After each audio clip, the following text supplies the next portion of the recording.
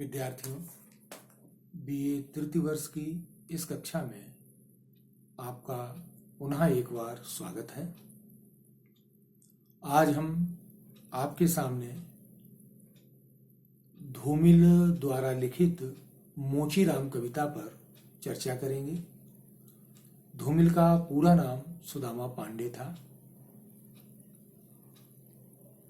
मोचीराम कविता की चर्चा करने से पहले हम ये उचित समझते हैं कि आपको एक बार पुनः स्मरण दिला दें कि हम व्याख्या कैसे करते हैं। विद्यार्थियों, प्रश्न पत्र में जब आप किसी व्याख्या खंड को देखते हैं, पद्य खंड को देखते हैं और आपको उसकी व्याख्या करनी होती है, तो सबसे पहले हमें यह करना चाहिए कि पहला पॉइंट हमें संकेताक्षर का देना चाहिए। संकेताक्षर का मतलब यह होता है कि जिस पद्य खंड की आप व्याख्या कर रहे हैं, उस पद्य खंड की पहली पंक्ति के 2-1 अक्षर और अंतिम जहां व्याख्या खत्म हो, जहां वो पद्य खंड खत्म हो रहा है, उसके 1-2 अक्षर लिखकर आप डॉट डॉट कर दें। यानी पहले जैसे मान लीजिए मोचीराम ही कविता हम आपको पढ़ा रहे हैं, तो इस कविता का पहले 1-2 अक्षर, फिर डॉट डॉट, फिर जहां कविता खत्म हो रही है उसके 1-2 अक्षर लिख करके कर दें। उसके बाद हमें लिखना होता है संदर्भ। संदर्भ में हम ये लिखते हैं कि जिस पद्य खंड की आप व्याख्या कर रहे हैं, जिन पंक्तियों की आप व्याख्या कर रहे हैं, वो पंक्तियां किस लेखक की हैं, किस कवि की हैं और उसकी किस रचना से ली गई हैं। इसके बाद पॉइंट पड़ता है या बिंदु हम लिखते हैं प्रसंग। प्रसंग में हमें लिखना होता है कि जिस पद्य खंड की हम व्याख्या कर रहे हैं, उस पद्य खंड में कवि किसकी चर्चा कर रहा है, प्रसंग क्या चल रहा है, कवि क्या कहना चाह रहा है, उसने इस पद्य खंड में किस बात का संदेश दिया है, यह आपको प्रसंग में लिखना पड़ता है। इसके बाद हम व्याख्या करते हैं। व्याख्या करने से पहले अगर आप चाहें तो कठिन शब्दार्थ का भी एक बिंदु दे सकते हैं। पद्य खंड में जो भी कठिन शब्द हैं उनका आप शब्दार्थ लिख सकते हैं। व्याख्या करते समय सबसे पहले ध्यान रखना पड़ता है कि हम व्याख्या प्रत्येक पंक्ति के साथ करते जाएं। कई बार विद्यार्थी क्या करता है कि बीच से व्याख्या उठा लेता है। ऐसा नहीं करते। जहां से पद्य खंड प्रारंभ होता है वहां से आप व्याख्या करें। प्रत्येक पंक्ति की स्पष्ट व्याख्या हो, प्रत्येक शब्द का स्पष्ट अर्थ हो और आप जो लिख रहे हैं उसमें एक तारतम्यता हो और आप जो कहना चाह रहे हैं वो बिल्कुल स्पष्ट हो। पढ़ते ही परीक्षक को समझ में आ जाए कि आप क्या कहना चाह रहे हैं। इसके पश्चात हम एक बिंदु देते हैं, विशेष लिख सकते हैं आप या साहित्यिक सौंदर्य लिख सकते हैं। इस बिंदु में हमें लिखना होता है कि इसकी साहित्यगत विशेषताएं क्या हैं इस पद्य खंड की, और खासकर यह भी लिखना पड़ता है कि इस पद्य खंड का में विशेष बात कवि या लेखक ने क्या कही है, क्या बताई है। इनके अतिरिक्त इसकी भाषा शैली क्या है, किस अलंकार का प्रयोग हुआ है, कितने अलंकारों का प्रयोग हुआ है, इसके साथ ही रस कौन सा है, किस छंद का प्रयोग किया है, मुक्त छंद में कविता है कि किसी छंद का प्रयोग किया है। यह सब साहित्यिक सौंदर्य इसके अंतर्गत हम लिखते हैं। तो विद्यार्थियों, व्याख्या करते समय आपको ये ध्यान रखना चाहिए और इस तरीके से जब आप व्याख्या करेंगे तो परीक्षक पर अच्छा सकारात्मक प्रभाव पड़ेगा और वो आपकी व्याख्या को देखेगा और आपको अच्छे से अच्छे नंबर देना चाहेगा। तो इस तरीके से एक सिस्टम से, एक व्यवस्था से आप व्याख्या लिखें। अब हम आपके सामने मोचीराम कविता की बात कर रहे हैं। विद्यार्थियों, धूमिल साठोत्री कविता के कवियों में बहुचर्चित और प्रसिद्ध कवि हैं। इनकी प्रायः रचनाएं राजनीतिक जो व्यवस्थाएं हैं, राजनीतिक जो परिस्थितियां हैं, उन पर उन्होंने करारे व्यंग्य किए हैं। इनका पहला काव्य संग्रह सन 1972 में संसद से सड़क तक प्रकाशित हुआ था। इसके पश्चात कल सुनना मुझे 1977 और सुदामा पांडे का प्रजातंत्र 1984 में उनके देहावसान के बाद प्रकाशित हुआ। ये मोचीराम कविता एक ऐसी कविता है जिसमें कवि ने समानता का संदेश दिया है। इसके माध्यम से उन्होंने समाज में जो वर्ग वैषम्य है, समाज में जो एक विषमता है, आर्थिक, जातिगत, इस सब को पाटने की कोशिश की है। मोचीराम जो जूता सिलने का काम करता है, जूता गांठने का काम करता है, यानी आप कह सकते हैं चमड़े के जूते इत्यादि गांठने का काम करता है, उसके माध्यम से उन्होंने समाज में समरसता का संदेश दिया है और अपने कर्तव्य, अपने कर्म के प्रति निष्ठा का भाव व्यक्त किया है। कवि स्वयं एक पात्र के रूप में मोचीराम के पास जूता बनवाने के लिए जाता है और मोचीराम जो उससे कहता है उसको कविता के माध्यम से कवि हमारे सामने प्रस्तुत कर रहा है। हम सबसे पहले इस कविता का पाठ करते हैं, उसके बाद इसकी व्याख्या करेंगे। रापी से उठी हुई आंखों ने मुझे क्षण भर टटोला और फिर जैसे पतियाए हुए स्वर में वह हंसते हुए बोला, बाबूजी सच कहूं मेरी निगाह में न कोई छोटा है न कोई बड़ा है, मेरे लिए हर आदमी एक जोड़ी जूता है जो मेरे सामने मरम्मत के लिए खड़ा है। और असल बात तो यह है कि वह चाहे जो है, जैसा है, जहां कहीं है, आजकल कोई आदमी जूते की नाप से बाहर नहीं है। फिर भी मुझे ख्याल रहता है कि पेशेवर हाथों और फटे हुए जूतों के बीच कहीं न कहीं एक अदद आदमी है जिस पर टांके पड़ते हैं, जो जूतों से झांकती हुई अंगुली की चोट छाती पर हथौड़े की तरह सहता है। यहाँ तरह तरह के जूते आते हैं और आदमी की अलग अलग नवैयत बतलाते हैं। सबकी अपनी अपनी शक्ल है, अपनी अपनी शैली है। मसलन एक जूता है, जूता क्या है, चकतियों की थैली है। इसे एक चेहरा पहनता है जिसे चेचक ने चुंग लिया है, उस पर उम्मीद की तरह देती हुई हंसी है, जैसे टेलीफोन के खंबे पर कोई पतंग कसी है, फंसी है और खड़खड़ा रही है। बाबूजी इस पर पैसा क्यों फूंकते हो? मैं कहना चाहता हूं मगर मेरी आवाज आती है। कैसे आदमी हो, अपनी जाति पर थूकते हो? आप यकीन करें, उस समय मैं चकतियों की जगह आंखें ताकता हूं और पेशे में पड़े हुए आदमी को बड़ी मुश्किल से निभाता हूं। एक जूता और है जिससे पैर को नाद कर एक आदमी निकलता है। शैर को न वह अक्लमंद है न वक्त का पाबंद है, उसकी आंखों में लालच है, हाथों में घड़ी है, उसे कहीं जाना नहीं है, मगर चेहरे पर बड़ी हड़बड़ी है। वह कोई बनिया है या विसाती है, मगर रौब ऐसा कि हिटलर का नाती है।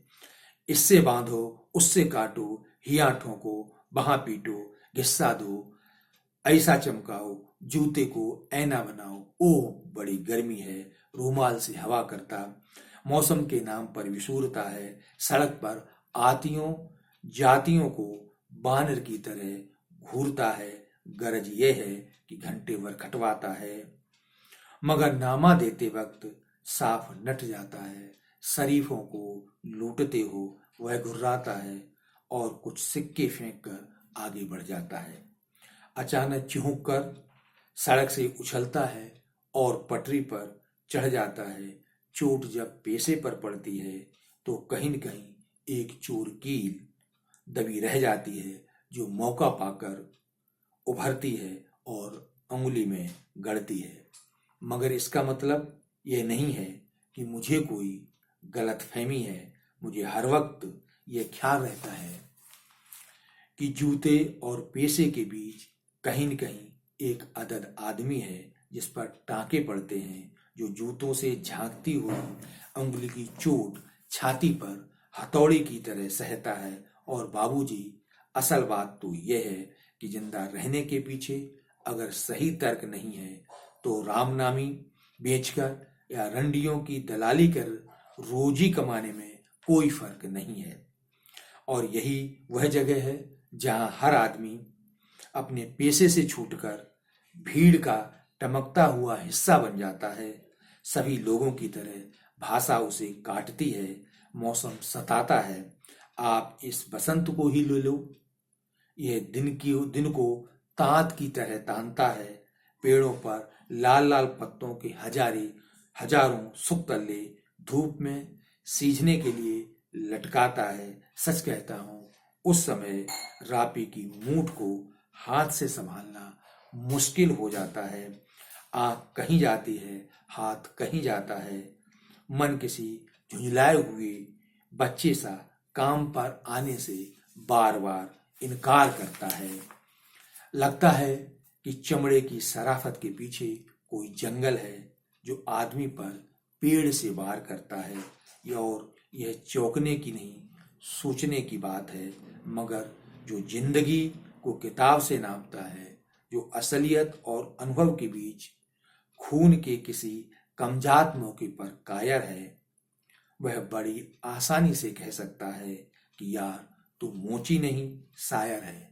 असल में वह एक दिलचस्प गलतफहमी का शिकार है, जो यह सोचता है कि पेशा एक जाति है और भाषा पर आदमी का नहीं, किसी जाति का अधिकार है।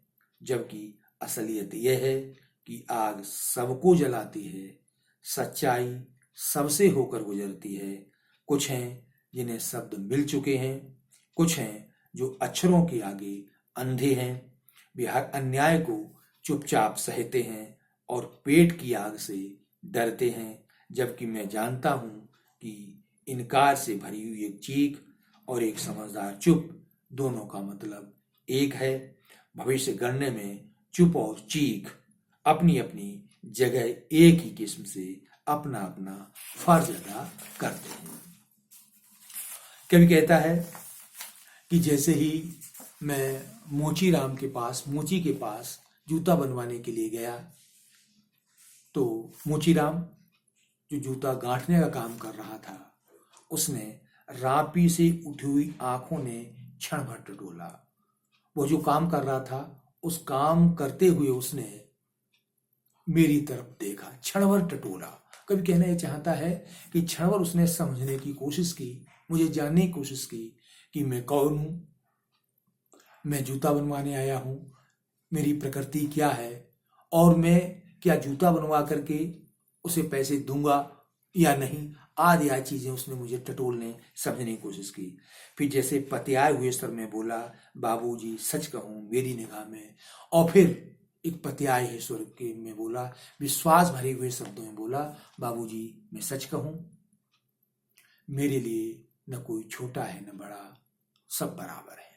अर्थात मेरे सामने जो भी व्यक्ति काम कराने के लिए आता है, अपने जूते बनवाने के लिए आता है, तो मेरी वो दृष्टि में चाहे वो बड़ा व्यक्ति हो चाहे छोटा हो, कोई भी हो, लेकिन मेरी दृष्टि में सब समान है। अर्थात कहना चाहता है मैं सबका काम बड़ी निष्ठा से और समान दृष्टि से करता हूं। ऐसा नहीं है कि कोई बड़ा व्यक्ति आ गया तो उसका बहुत अच्छा कर दिया, पहले कर दिया, या कोई गरीब आ गया तो उसका अच्छा नहीं किया, बाद में किया, ऐसा नहीं।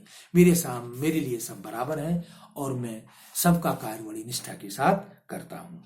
और मेरे लिए हर आदमी एक जोड़ी जूता है। अर्थात मैं व्यक्ति का कार्य उसकी हैसियत से नहीं करता हूं, मैं जरूरत के हिसाब से करता हूं।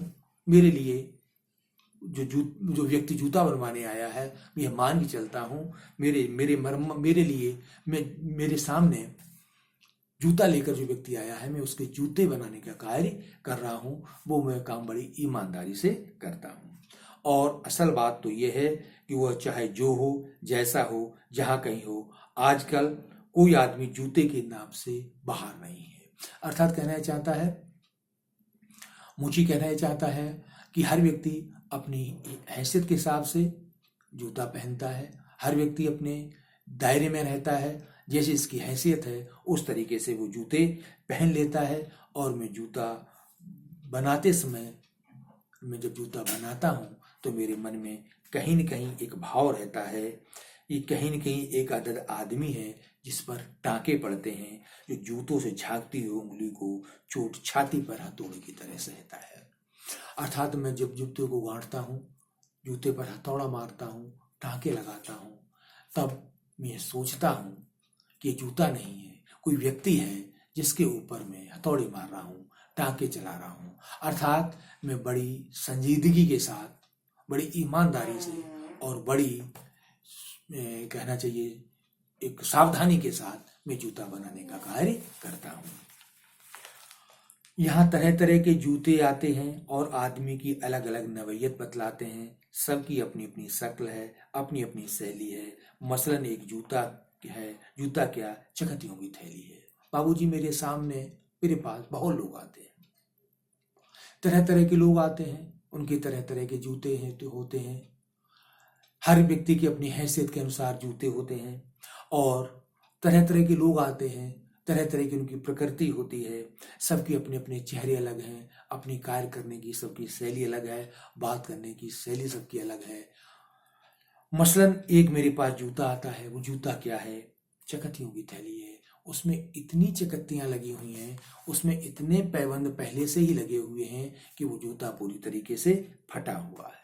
फिर भी इसे पहनने वाला एक व्यक्ति मेरे पास आता है, मैं उसकी तरफ देखता हूँ, वो मुझे बड़ी विश्वास के साथ मेरे पास आता है और मुझसे जूता बनाने के लिए कहता है, बड़ी उम्मीद के साथ। उसे एक उम्मीद है, एक आशा है कि ये जूता मेरा बन जाएगा और वो उसे पहनेगा। तो बाबूजी मैं उसकी आशा को कभी धूमिल नहीं करता हूँ, मैं उसका ईमानदारी से अच्छी तरीके से जूता बनाता हूँ। और वो ऐसा वो व्यक्ति जिसे चेचक ने चुग लिया है, अर्थात बहुत गरीब है, उसका चेहरा भद्दा हो गया है, अर्थात युवावस्था में ही या उम्र की उस अवस्था में जब शरीर हृष्ट पुष्ट होता है, वो बहुत कमजोर हो गया है गरीबी के कारण काम करते करते। और बड़ी उम्मीद कर हंसी है, जैसे टेलीफोन के खंबे पर कोई पतंग खसी और खड़खड़ा रही है। वो जब हंसता है तो इतना कमजोर है कि हंसते ही उसका शरीर सारा वैसे ही खड़खड़ा जाता है जैसे कोई पतंग टेलीफोन के खंबे पर फंस गई हो और जब हवा चलती है तो खड़खड़ाने लगती है। इस तरीके से वो हंसता है।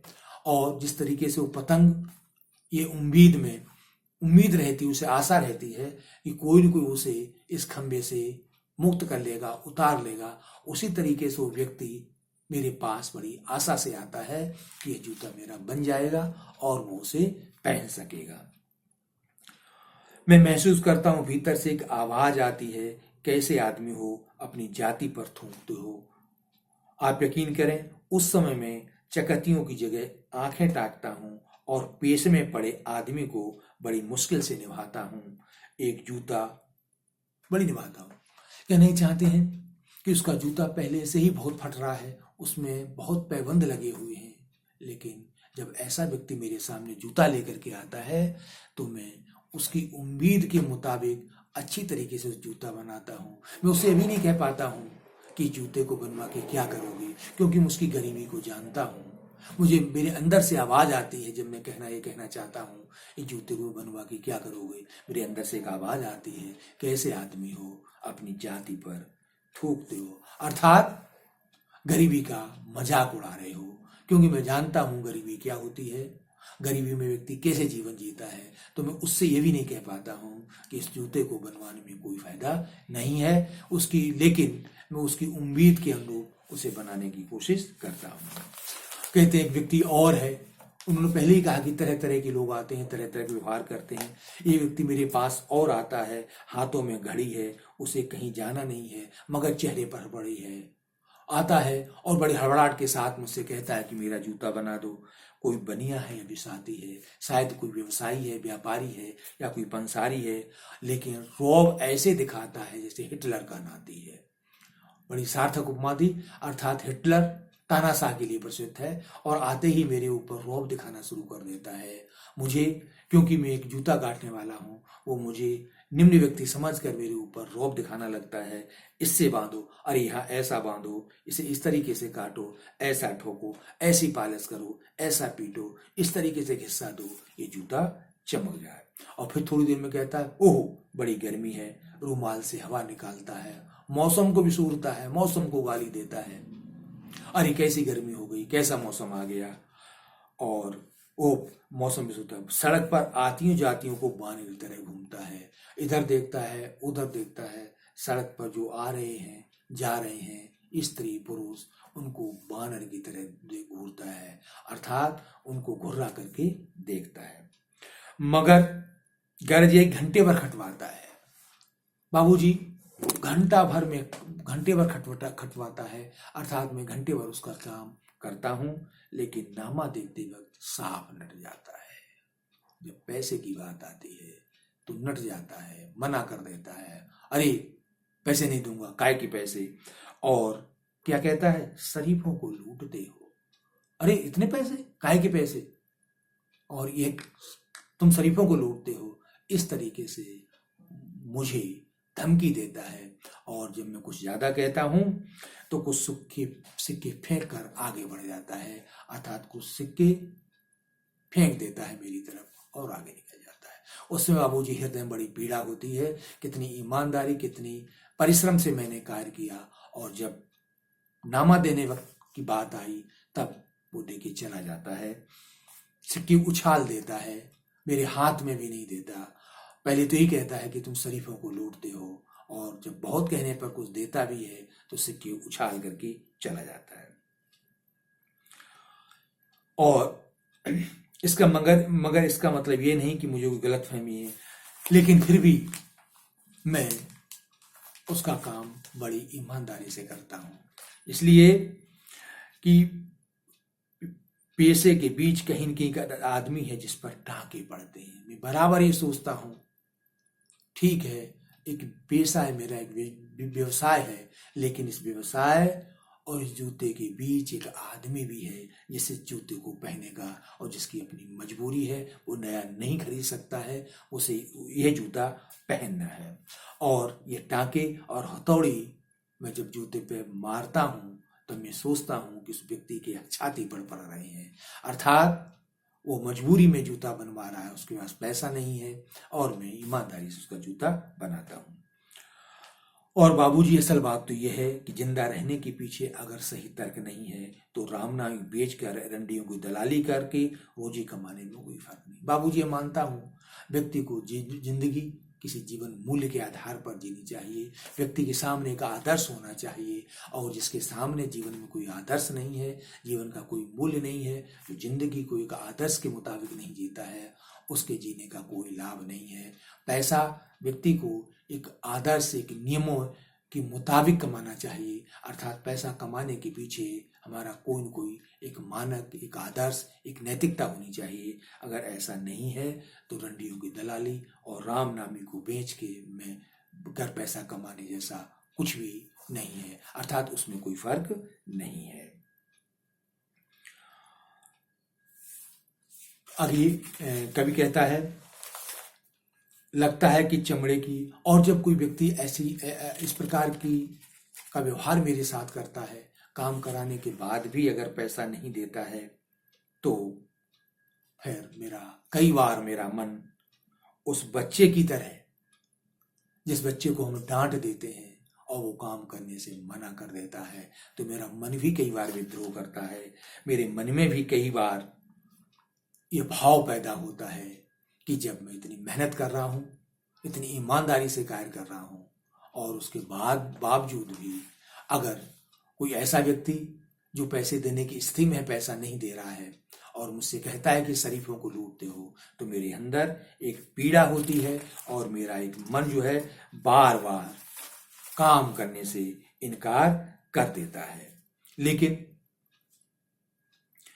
लेकिन मैं सच कहता हूं बाबूजी, फिर भी मेरे मन में ये भाव निरंतर बना रहता है कि मुझे अपना काम ईमानदारी से करना है। लगता है कि चमड़े की शराफत के पीछे कोई जंगल है जो आदमी पर पेड़ से वार करता है।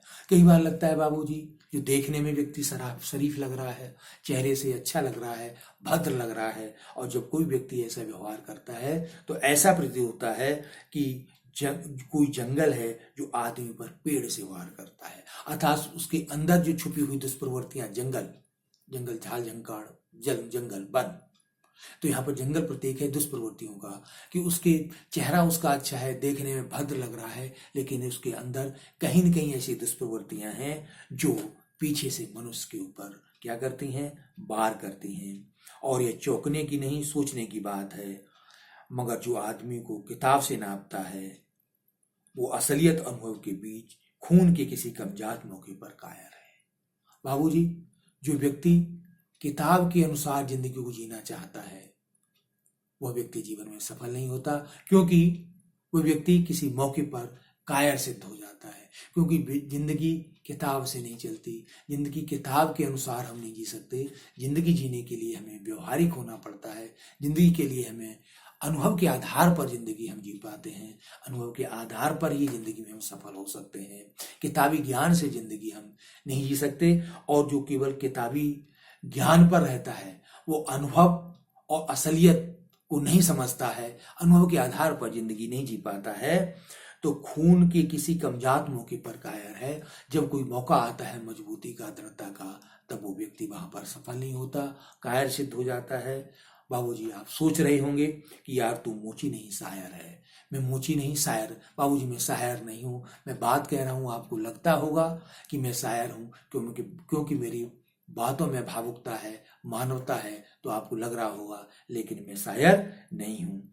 असल में वह एक दिलचस्प गलत फहमी का शिकार है, जो ये सोचता है कि पेशा एक जाती है। कोई व्यक्ति एक गलत फहमी में है, गलत फहमी का शिकार है, वो गलत फहमी में जीता है कि पेशा, व्यवसाय कोई जाती है। ऐसा नहीं है। जबकि असलियत यह है कि आग सबको जलाती है, सच्चाई सबसे होकर वो जलती है। वास्तविकता यह है कि आग सबको जलाती है। पेट की आग सबको पीड़ा देती है। पेट की आग के आगे बेहोश होकर सब कार्य करने के लिए मजबूर होते हैं। तो पेट की पीड़ा, आग की पीड़ा, अब पेट की भूख सबको सताती है, सबको भोजन की जरूरत पड़ती है। और सच्चाई यह है, यह सबसे सबकी होके, सबके सामने होके गुजरती है। अर्थात इस सच्चाई से कोई मुख नहीं मोड़ सकता है। पेट की ज्वाला, पेट की भूख हर व्यक्ति को सताती है और इसके लिए वो कार्य करने के लिए प्रवृत्त होता है। हर व्यक्ति जीवन में अनुभव करता है, अच्छे बुरे, लेकिन कुछ हैं जिन्हें शब्द मिल चुके हैं, कुछ हैं जो अक्षरों के आगे अंधे हैं। कुछ ऐसे हैं जिन्हें शब्द मिल चुके हैं, अर्थात वो अपनी भावनाओं को अभिव्यक्त कर देते हैं, शब्दों में बांध देते हैं। और कुछ लोग ऐसे हैं जो अक्षरों के आगे अंधे हैं, अर्थात जिन्हें भाषा का ज्ञान नहीं है, जिन्हें अक्षर का ज्ञान नहीं है, जो पढ़े लिखे नहीं है, वो अपनी बात को कह नहीं पाते हैं। लेकिन अनुभव तो दोनों ही व्यक्ति करते हैं, चाहे वो पढ़ा लिखा हो चाहे गैर पढ़ा लिखा हो। पीड़ा हर व्यक्ति को सताती है, कष्ट हर व्यक्ति को सताते हैं, अनुभव हर व्यक्ति को होता है। पढ़ा लिखा व्यक्ति अपनी बात कह देता है और गैर पढ़ा लिखा अपनी बात इसलिए नहीं कह पाता, उसके पास शब्द नहीं होते हैं, उसके पास भाषा नहीं होती है, उसके पास शैली नहीं होती है। और ऐसे लोग हर अन्याय को अपने आप चुपचाप सहते रहते हैं। क्यों? वो अपनी बात को रख नहीं पाते हैं और पेट की आग से डरते हैं। अन्याय का विरोध इसलिए नहीं करते कि अगर वो अन्याय कहीं हो रहा है, उनके ऊपर कोई शोषण कर रहा है, उन पर अत्याचार कर रहा है, उनकी मेहनत का पैसा नहीं दे रहा है, तो उसका विरोध इसलिए नहीं करते हैं। इसलिए कि पेट की आग से डरते हैं कि कहीं ऐसा हो मेरा व्यवसाय छूट जाए, या मैं कहीं जगह काम कर रहा हूँ, मुझे नौकरी मिली हुई है और कोई शोषण कर रहा है, मैं विरोध कर रहा हूँ, तो ऐसा न हो कि मेरी नौकरी चली जाए। इस डर से लोग विरोध नहीं करते हैं। जबकि मैं जानता हूँ इनकार से भरी हुई एक चीख और एक समझदार चुप, दोनों का मतलब एक है। भविष्य गणना में चुप और चीख अपनी अपनी जगह एक ही किस्म से अपना अपना फर्ज अदा करते हैं। जबकि बाबूजी, मैं जानता हूँ कि कोई व्यक्ति कह देता है और कोई नहीं कहता है, पीड़ा दोनों ही भोगते हैं। कुछ लोग कह देते हैं और कुछ इस डर से नहीं कहते हैं कि कहने पर, विरोध करने पर उन्हें उसके प्रतिकूल परिणाम भोगने पड़ सकते हैं। लेकिन मैं जानता हूँ कि पीड़ा दोनों ही भोगते हैं और दोनों ही स्थितियाँ, चुप और चीख, दोनों ही स्थितियाँ व्यक्ति के भविष्य का निर्धारण करती हैं।